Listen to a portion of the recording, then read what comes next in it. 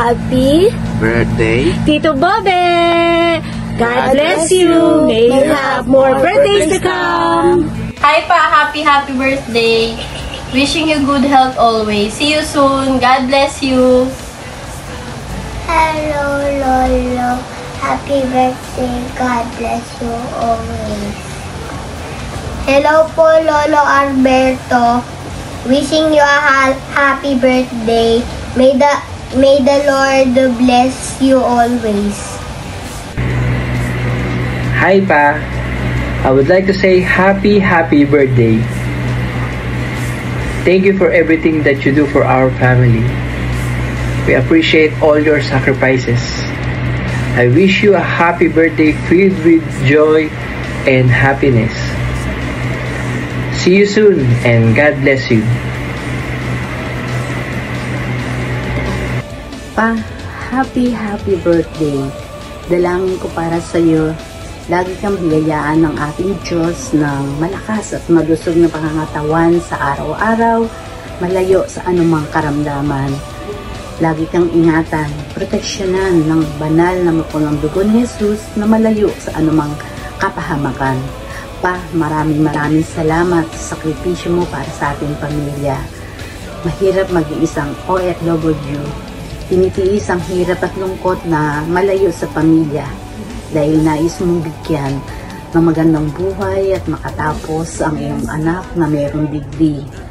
Maraming salamat sa biyaya ng Diyos. Sila'y nakatapos ng pag-aaral at sa ngayon ay sila'y pinagpapala ng ating Diyos. Patuloy ko pa rin dinadalangin sa ating Diyos ang matagal mo ng pangarap. Alam natin sa takdang panahon, sa takdang oras, ipagkakaloob sa iyo ng ating Panginoon ang lahat ng minimithi ng iyong puso. At lagi lang tayong magtiwala sa Kanya dahil lahat ng imposible sa Diyos ay posible. Patuloy kang magkaroon ng kagalakan sa iyong puso sa paglilingkod sa ating Panginoon at patuloy ka rin magpagamit sa Kanyang gawain.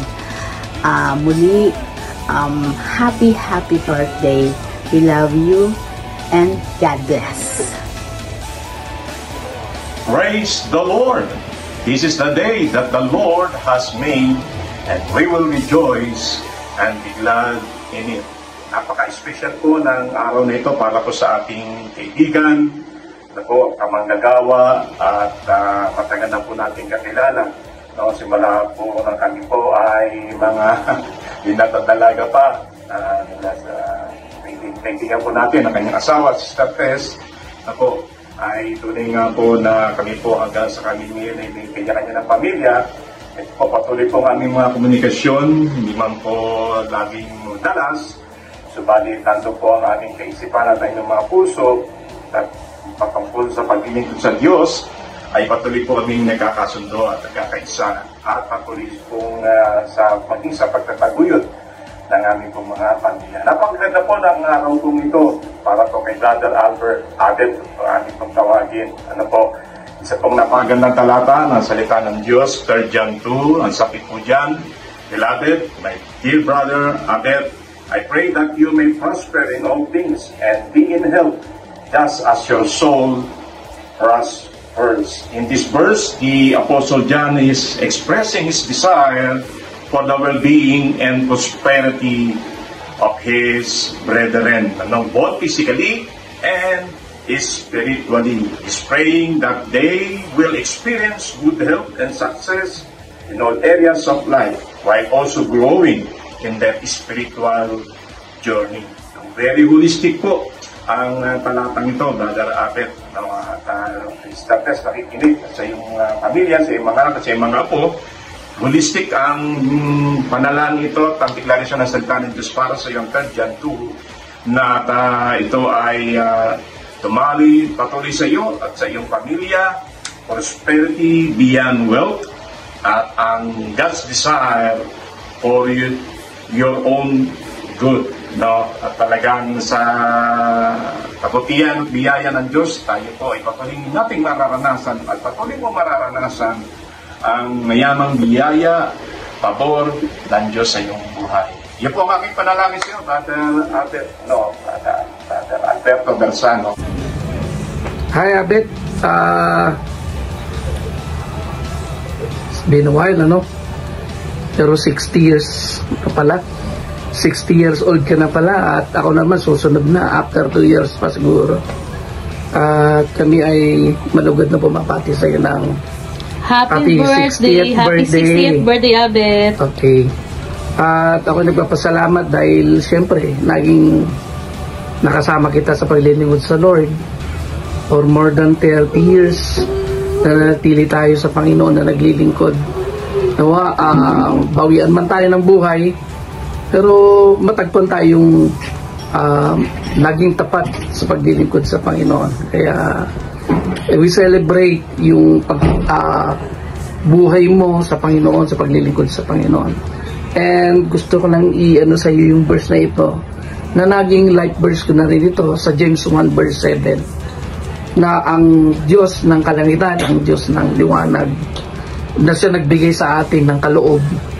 Ito nga yung biyaya ng Panginoon na patuloy tayong maglilingkod sa Kanya. Kaya sana manatili tayong tapat hanggang sa Kanyang pagbabalik. Kaya maligayang kaarawan ulit sa iyo. Dual citizen ka na, bro. And ingat lagi. God bless. Thank you sa buhay mo na pinapagamit mo sa Panginoon. See you when we see you. Okay. Bye. Okay. Bye-bye. So, happy birthday. Taray, dual citizen ka na. So, pag nag-SB at kumain tayo sa labas pag uwi mo, meron ka ng discount. Oh, yung bongga nun. But, kidding aside, I wish you all the best in life. Second, good health, of course. Lalo na yung sugar mo, paki-maintain kasi nasa malayo ka. So, mahirap at bawal magkasakit kasi walang mag-aalaga sa'yo dyan. And, lagot ka kay tita. Alam mo yan. And third, happiness. I know na soon lahat ng sacrifices mo dyan sa pag-work abroad, magiging worth it lahat yon. And sa lahat po ng OFW natin dyan sa ibang bansa, I salute you kasi mas pinipili nyo pong work abroad just to provide a better future for your families. So again, happy birthday, Tito. See you soon and I love you. I miss you. Mwah. Happy birthday, Papa. Thank you for always providing what we need and what we want. I am forever grateful for all the sacrifices you have done for our family. Thank you for everything, Papa. Naway samahan at gabayan ka ng Panginoon saan ka man magpunta, i-cover ka niya palagi ng mapula niyang dugo, ano man po ang iyong gawin, saan ka man magpunta, just like Psalms 121:7-8. And naway, may He give you the desires of your heart and give you a long and satisfied senior years with Mama, both po sa inyong dalawa ni Mama. And naway, maging masaya ka po sa araw na ito. Enjoy your day, Papa. Thank you for everything. Happy birthday po ulit. And I love you. God bless you. Thank you.